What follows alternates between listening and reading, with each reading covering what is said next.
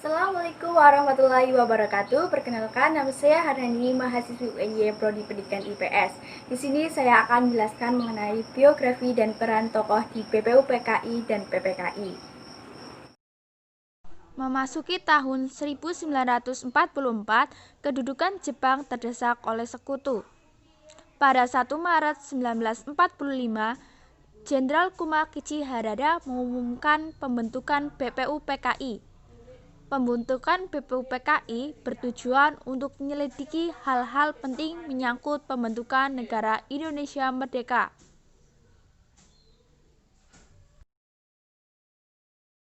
BPU PKI dibentuk oleh Jepang pada 29 April 1945 dengan Rajiman Wedyodiningrat sebagai ketuanya.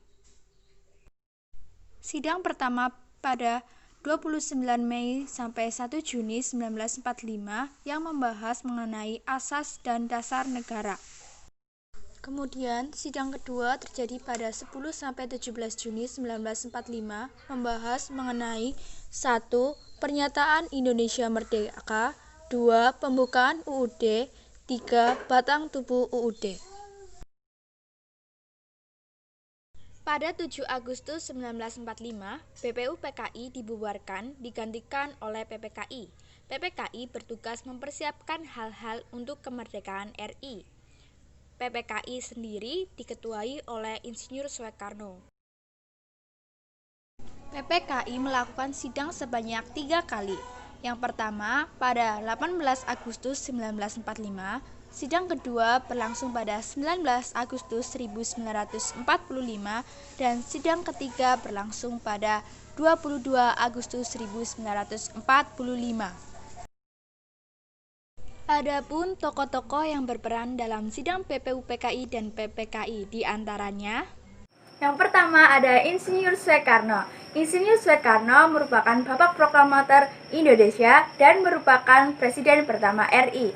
Insinyur Soekarno lahir di Surabaya pada 6 Juni 1901 dan wafat di Jakarta pada tanggal 21 Juni 1970. Soekarno awalnya diberi nama Kusno Sosrodihardjo, namun karena sering sakit maka namanya diganti dengan Soekarno. Soekarno merupakan putra dari Sukemi Sosrodihardjo dan bundanya bernama Ida Ayu Nyoman Rai.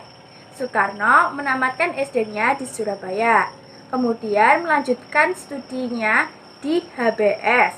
Lulus pada tahun 1920, Soekarno melanjutkan ke THS yang merupakan cikal bakal Institut Teknologi Bandung. Soekarno lulus dengan gelar IR pada 25 Mei 1926.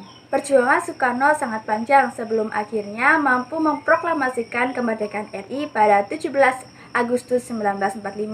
Dilansir dari laman RRI, Soekarno sebelumnya sudah mengajukan rumusan dasar negara pada sidang PPU PKI. Kelima prinsip dasar tersebut yaitu 1. Kebangsaan Indonesia, 2. Internasionalisme atau perikemanusiaan, 3. Mufakat atau demokrasi, 4. Kesejahteraan sosial, dan 5. Ketuhanan yang Maha Esa. Kelima prinsip dasar tersebut dinamai dengan Pancasila, sehingga pada tanggal 1 Juni 1945, tepat pada tanggal di mana Soekarno mengajukan rumusannya, diperingati dengan kelahiran Pancasila.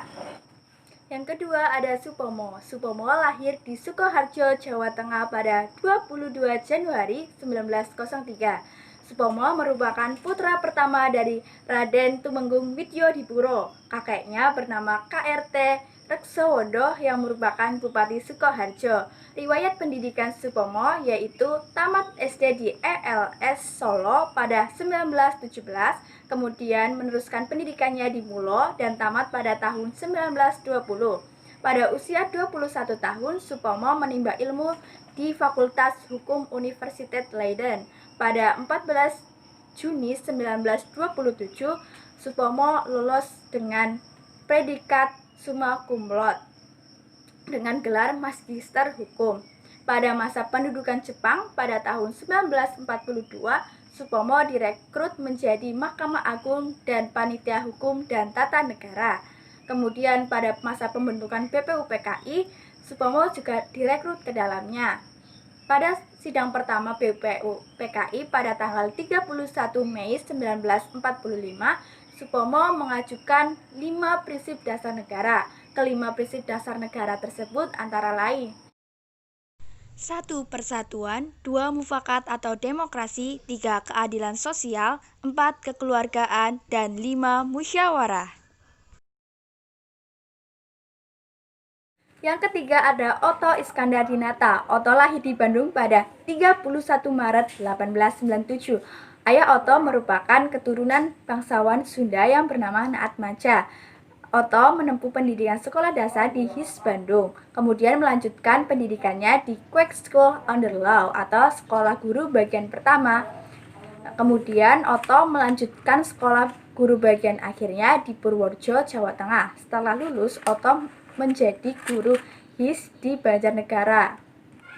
Pada tahun 1920, Otto pindah ke Bandung dan di sana Otto mulai aktif dalam pergerakan politik. Pada tahun 1928, Otto bergabung dalam Paguyuban Pasundan Cabang Jakarta. Kemudian pada Desember 1929, Otto terpilih menjadi Ketua Besar Panitia Paguyuban Pasundan sampai tahun 1945. Otto menjabat julukan si Jalak Harupat karena lidahnya yang tajam dan lincah seperti burung jalak. Kemudian pada tahun 1945, Otto menjadi anggota BPUPKI dan duduk pada Panitia Persiapan Kemerdekaan Indonesia atau PPKI. Pada sidang pertama PPKI pada tanggal 19 Agustus 1945, Otto mengusulkan bahwa yang menjadi Presiden RI adalah Soekarno dan Hatta menjadi wakilnya. Otto juga merupakan orang yang mengusulkan Pekik Nasional Indonesia Merdeka dengan mengepalkan tangan kanannya. Yang keempat ada Muhammad Yamin. Muhammad Yamin lahir di desa terpencil bernama Tawali dekat dengan Sumatera Barat, yaitu pada tanggal 23 Agustus 1903. Muhammad Yamin merupakan anak ketiga dari 5 bersaudara. Ayahnya bernama Usman Baginda Khotib, sedangkan ibunya bernama Sa'adah.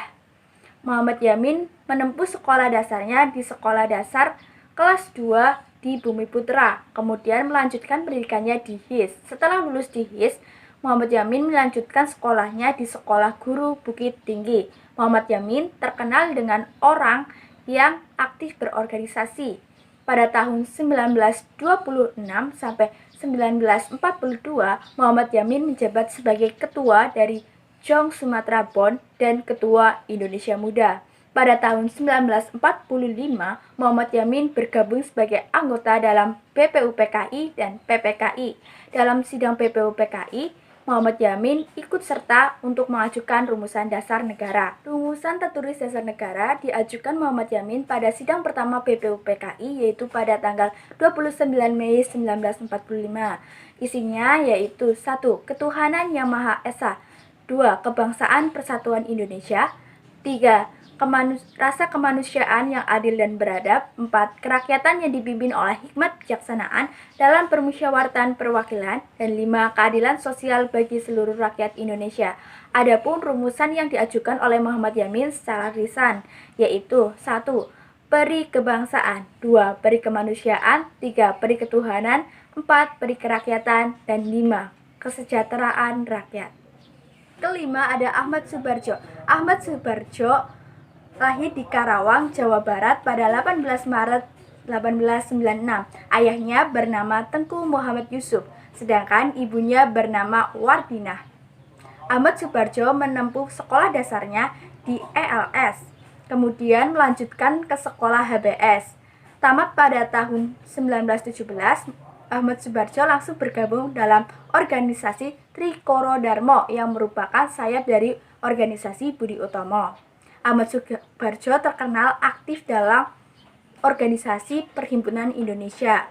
Namun selain itu, Ahmad Subarjo juga merupakan anggota dari BPUPKI dan tim Panitia 9.